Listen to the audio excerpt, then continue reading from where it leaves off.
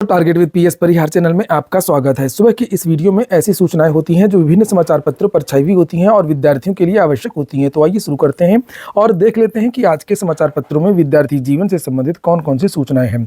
तो वीडियो को जल्दी से लाइक कर दें, शेयर कर दें और जिन छात्रों ने चैनल को अभी भी सब्सक्राइब न किया हो तो जल्दी से सब्सक्राइब कर लें ताकि आप लोगों को इसी प्रकार की ऑथेंटिक अपडेट्स सबसे पहले मिलती रहें। आगे बढ़ने से पहले एक सूचना उन विद्यार्थियों के लिए जो विद्यार्थी किसी भी प्रतियोगी परीक्षा की तैयारी कर रहे हैं, वे सभी अभ्यर्थी टेक्स्ट बुक के इस बेस्ट ऑफर का लाभ ले सकते हैं जिसका नाम है जनवरी विजडम। इसे आप लोग यहाँ पर देख भी सकते हैं और ये 2 दिन के लिए यहाँ पर एक ऑफर चल रहा है जिसकी लास्ट डेट आज ही है 31 जनवरी। इनका एक ईयरली पास होता है पास प्रो के नाम से, जिसमें आप लोगों को 1 साल के लिए लगभग सभी भर्तियों की जो मॉक टेस्ट है वो उसमें आपको मिल जाते हैं। मॉक टेस्ट की संख्या लगभग 80,000 से ज़्यादा है। भर्तियाँ 800 से ज़्यादा कवर की गई हैं। इसी पास से आप लोग UPSI, UPSC, railway, bank, SSC सभी भर्तियों के मॉक टेस्ट में हिस्सा ले सकते हैं। कीमत इस समय कर दी गई है मात्र 351 रुपये। एक कोड लगा देंगे परचेज करते समय TWP, तो आप लोगों को 12% की और एक्स्ट्रा छूट मिल जाएगी। कल से इसकी जो प्राइस है वो इंक्रीज हो जाएंगे, रेट बढ़ जाएंगे। लिंक मैंने इसके डिस्क्रिप्शन बॉक्स में दे दिया, उपलब्ध करा दी है। आप लोग जाकर के सीधे इस ऑफर का लाभ ले सकते हैं। चलिए शुरू करते हैं और पहले अच्छी बात कर लेते हैं। मेहमानों के लिए रात भर जागता रहा शहर। अनजान शहर में भटकते श्रद्धालुओं के लिए प्रयागराज रात भर जागता रहा। शहरियों ने करोड़ों की भीड़ से बेहाल श्रद्धालुओं की मदद के लिए आगे हाथ बढ़ाया। सड़कों, गलियों और फुटपाथ पर सो रहे थके हारे श्रद्धालुओं के लिए स्कूल, हॉस्टल, धर्मशालाओं के दरवाजे खोल दिए गए हैं। कल मैंने बताया भी था कि इलाहाबाद विश्वविद्यालय भी खुल गया है। हॉस्टल, धर्मशालाओं के दरवाजे खोल दिए गए हैं। जगह जगह शहरियों ने श्रद्धालुओं के लिए भोजन, चाय की व्यवस्था की है। खास बात यह है कि मेहमानों की खातिरदारी करने में हिंदू, मुस्लिम, सिख, ईसाई सब शामिल थे। इलाहाबाद विश्वविद्यालय के गेट भी खोल दिए गए हैं। स्टूडेंट्स ने आनन फानन में हलवाई का इंतजाम किया। श्रद्धालुओं के लिए भोजन और चाय की व्यवस्था की गई। हॉस्टलों के दरवाजे खोल दिए गए हैं। खुद स्टूडेंट्स रात भर जाकर के श्रद्धालुओं के खाने पीने और सोने के इंतजाम करते रहे। नए पुल के पास टारगेट विद पीएस परिहार की टीम भी लगी हुई है। यहाँ पर आप लोग इसे यह देख भी सकते हैं। और ऐसे बहुत सारे जो छात्र संगठन हैं जो श्रद्धालुओं के लिए सेवा कर रहे हैं, काम कर रहे हैं। कोई चाय वितरित कर रहा है, कोई बिस्किट वितरित कर रहा है, कोई जल वितरित कर रहा है, कोई कुछ, और कोई श्रद्धालुओं को की हेल्प कर रहा है, बता रहा है कि किधर से बस मिलेगी, किधर से ट्रेन मिलेगी। इस तरीके से सभी लोग हेल्प कर रहे हैं। लोकल के लोग भी भंडारा चला रहे हैं बहुत जगह, अलग अलग जगहों पर। पहले देहाती रसगुल्ला जो नया वाला खुला है उसके थोड़ा सा आगे भारत सेवा आश्रम के आगे भंडारा लगता था। इस बार भंडारे की अनुमति नहीं दी गई, तो पीएस परिहार टीम की तरफ से यहाँ पर ये चाय और बिस्कुट का इंतजाम किया गया है। और जो यात्री पूछ रहे हैं रास्ता वगैरह, उनकी उस तरीके से भी हेल्प की जा रही है। वहीं पर इलाहाबाद विश्वविद्यालय के बारे में भी जानकारी दी गई है। आप लोग देख सकते हैं आज के समाचार पत्रों में लिखा हुआ है। इलाहाबाद विश्वविद्यालय के विधि के संकाय हॉस्टलों के छात्रों ने चंदा इकट्ठा करके महाकुंभ में आने वाले श्रद्धालुओं के लिए भंडारा लगाया है। मौनी अमावस्या से शुरू हुए इस भंडारे में श्रद्धालुओं को चाय, पानी, बिस्किट आदि का वितरण किया जा रहा है। डीएलएड संयुक्त प्रशिक्षित मोर्चा भी श्रद्धालुओं को जल वितरण कर रहा है और कई तरीके से सहायता कर रहा है। जिस तरीके से आप लोगों से हेल्प हो सकती है, आप लोग उस तरीके से हेल्प करने की कोशिश करें। चलिए शुरू करते हैं। बात कर लेते हैं सबसे पहले सीटेट की। तो जब भी किसी राज्य से कोई शिक्षक भर्ती निकलती है तो वहाँ पर शिक्षक भर्ती पात्रता परीक्षा यानी कि सीटेट या टेट पास होना चाहिए। उसके बाद में वहाँ पर चाहे लिखित परीक्षा हो, चाहे एकेडमिक की दर पर भर्ती हो, फिर वो परीक्षा होती है। तो जो टीईटी की अनिवार्यता है वो एनसीटीई ने 2009 से ही उसको अनिवार्य कर दिया है। वहीं पर जब किसी राज्य से वैकेंसी आती है तो उस राज्य का अमुक टेट, यानी कि जैसे यूपी में होता है यूपी टेट, झारखंड में जे टेट होता है और बिहार में बी टेट या एस टेट होता है। इस तरीके से लोगों को पास करना अनिवार्य रहता था। लेकिन दूसरे राज्यों को, विद्यार्थियों को रोकने के लिए बहुत सारे ऐसे राज्य हैं जो तरह तरह के नियम बनाते रहते हैं कि दूसरे राज्य के जो विद्यार्थी हैं उनका चयन ना हो। इसको लेकर अब सुप्रीम कोर्ट का एक बड़ा आदेश आया है और इसमें साफ कर दिया गया है कि झारखंड हाईकोर्ट ने सीटेट अभ्यर्थियों को, या हाईकोर्ट ने पहले आदेश दिया था, पहले भी शामिल नहीं किया था, वहाँ की राज्य सरकार ने शामिल नहीं किया था। विद्यार्थी हाईकोर्ट चले गए थे, हाईकोर्ट से उनको रिलीफ मिल गई थी। अगर आपने झारखंड टेट पास नहीं किया है तो सीटेट पास किया तो भी आप लोग आवेदन कर सकते हैं। लेकिन मामला फिर सुप्रीम कोर्ट चला गया और सुप्रीम कोर्ट ने क्लियर कर दिया है कि सीटेट वीटेट नहीं, हर राज्य की अलग भाषाई संस्कृति होती है, हर राज्य की एक अलग विशेषताएं होती हैं। उस हिसाब से सीटेट नहीं, उस राज्य का, अगर राज्य कहता है कि नहीं हमारे यहाँ का ही टेट लागू होगा तो उसे लागू करना पड़ेगा। अब समस्या ये है कि अगर सुप्रीम कोर्ट ने ऐसा आदेश दे दिया है तो अब हो सकता है कि बहुत सारे जो राज्य हैं वो ऐसा और करें। वैसे भी पहले भी बहुत सारे ऐसे राज्य हैं जहाँ पर सीटेट मान्य नहीं है, चाहे वो हरियाणा हो, चाहे वो मध्य प्रदेश हो, चाहे वो राजस्थान हो। आपने देखा भी होगा, मध्य प्रदेश के को लेकर के मैंने कल ही एक वीडियो बनाया था जिसमें आप लोगों को जानकारी दी थी कि मध्य प्रदेश से जो 10,758 पदों पर प्राथमिक और जूनियर की भर्ती आई है उसमें साफ साफ लिखा हुआ है कि मध्य प्रदेश की शिक्षक पात्रता परीक्षा 2017 और जो 22 में परीक्षा हुई थी वो उत्तीर्ण होना चाहिए। तो वहां पर तो पहले से ही रोक है और झारखंड ने फिर से एक रोक लगा दिया है। सुप्रीम कोर्ट भी कभी कुछ उस नीचे लिखा हुआ है कि नियमों के अनुसार एक बार विज्ञापन जारी हो जाने के बाद उसमें बदलाव नहीं किया जा सकता है, न्यूनतम अर्हता में भी बदलाव नहीं किया जा सकता है। वास्तव में ये लिखा हुआ मामला ये कि JSAC ने 26,001 पदों पर परीक्षा ली थी। इंटर प्रशिक्षक आचार्य पद के लिए 12 जून 24 से, स्नातक और प्रशिक्षित सहायक आचार्य के लिए 23 जून से परीक्षा शुरू की थी। झारखंड सीटेट उत्तीर्ण अभ्यर्थी संघ की ओर से दायर याचिका पर झारखंड हाईकोर्ट ने 2023 में 26,001 पदों पर सहायक आचार्य की नियुक्ति में परीक्षा में सीटेट पास अभ्यर्थी का झारखंड के पड़ोसी राज्य से टेट पास करने वाले झारखंड के अभ्यर्थी को इसमें शामिल होने की अनुमति दे दिया था। तो अब तो सीटेट की कोई वैल्यू रही नहीं। अब सीटेट जो केवल केंद्रीय भर्तियों में काम आएगा, जो KVS वगैरह की भर्तियां आती हैं या रेलवे से भर्तियां आती हैं। आप लोगों ने वीडियो को लाइक तो किया नहीं होगा, आजकल मैं कह नहीं रहा हूं तो आजकल आप लोग लाइक भी नहीं कर रहे हैं। UPPSC दूसरे साल भी शिक्षक भर्ती को कैलेंडर में जगह नहीं मिली है। विभिन्न कारणों से फंसी है LT प्रवक्ता असिस्टेंट प्रोफेसर भर्तियां।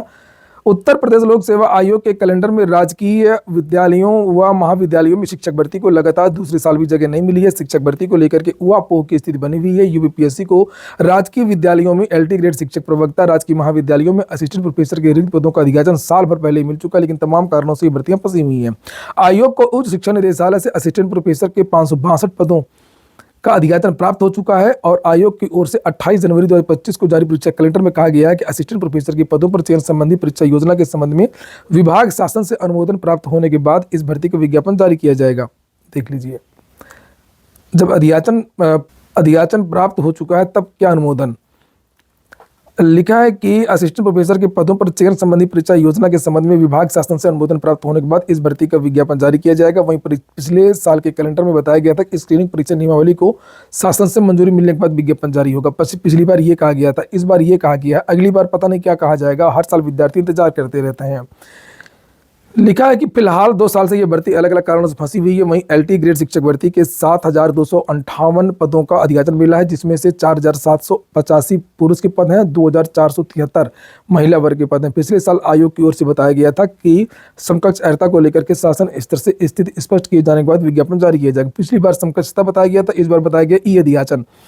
ये देखिए, इसमें लिखा भी है खंड शिक्षा अधिकारी को लेकर के ई अधियाचन। तो विद्यार्थियों में बहुत ज्यादा आक्रोश है, विद्यार्थी दुखी हैं सरकार की कार्यप्रणाली को लेकर और उत्तर प्रदेश लोक सेवा आयोग की कार्यप्रणाली को लेकर के। मतलब बहुत सारी जो प्रमुख भर्तियां हैं वो इससे गायब।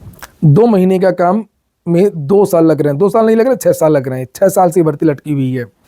राजस्थान से एक भर्ती है CHO डाटा एंट्री ऑपरेटर की। RSSB ने जारी किया विज्ञापन। 13,398 पद हैं। 19 मार्च इसकी लास्ट डेट है। 21 से 40 के बीच के युवा आवेदन कर सकते हैं। वेबसाइट है rssb.rajasthan.gov.in। कल एटा से वैकेंसी आई थी, उसकी पहले लखीमपुर खीरी से आई थी, आज सीतापुर से वैकेंसी आई है। ये वैकेंसी है कस्तूरबा गांधी आवासीय बालिका विद्यालयों की और ये यहाँ पर 30 की डेट लिखी हुई है। लास्ट डेट याद रखिएगा 14 फरवरी है। शैक्षिक योग्यता यहाँ पर लिखी हुई है प्रधानाचार्य की, महिला की। ये मैं टेलीग्राम पर डाल दूंगा, आप लोग देख लीजिएगा।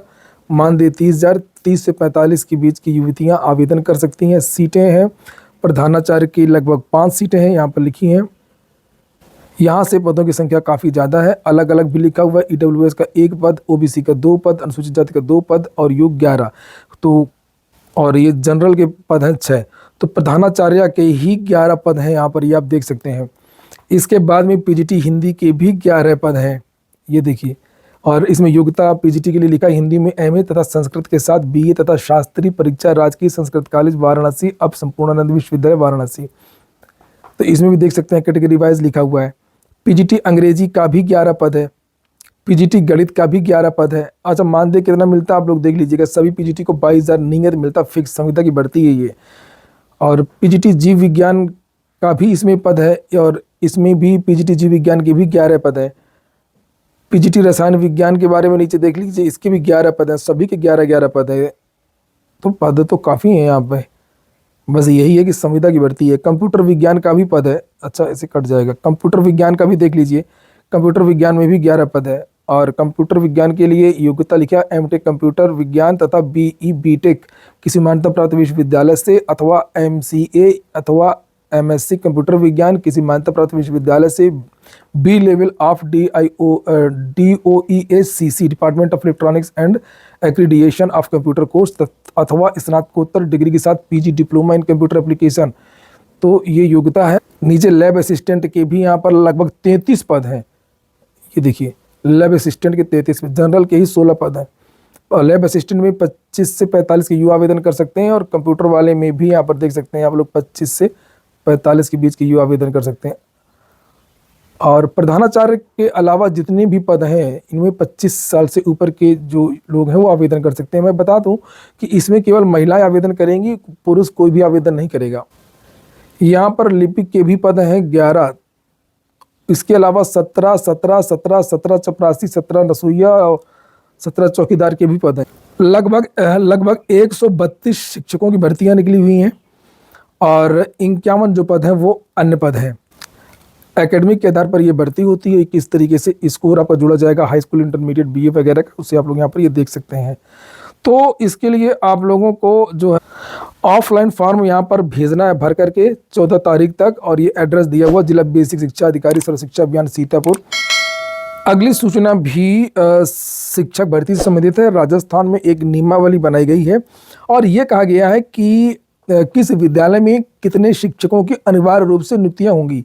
लिखा है नए सत्र से सरकारी स्कूलों में तय मानकों के अनुसार लागू होगी व्यवस्था।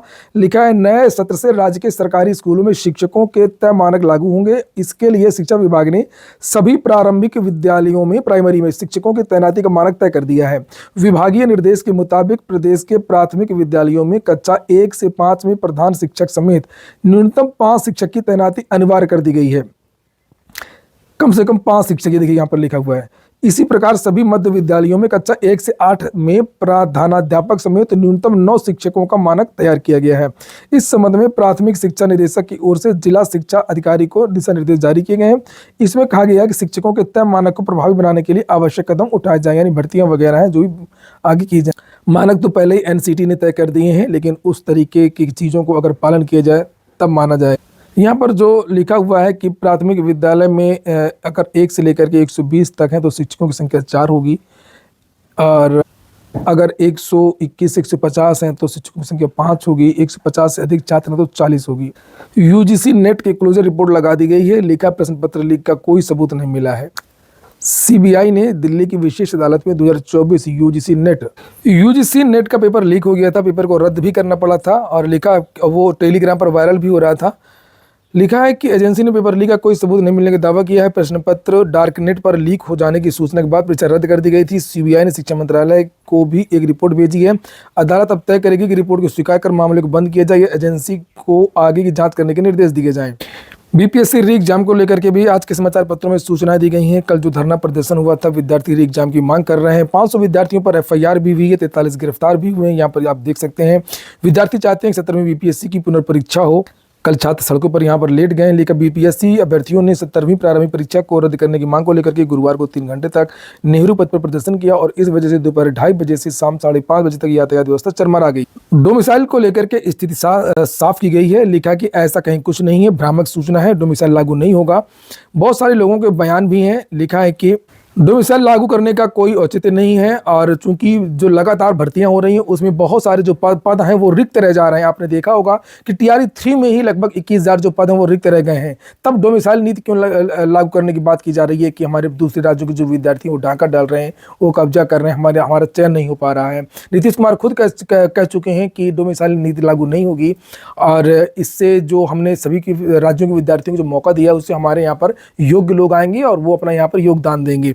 एक बात ये भी है कि जब पहले की भर्ती में लागू नहीं हुआ तो फिर लास्ट में कैसे बदलाव हो सकता है चौथी शिक्षक भर्ती में, ये भी एक सोचने वाली बात है। आज की वीडियो में इतना ही। पूरा वीडियो सुनने के लिए बहुत बहुत धन्यवाद।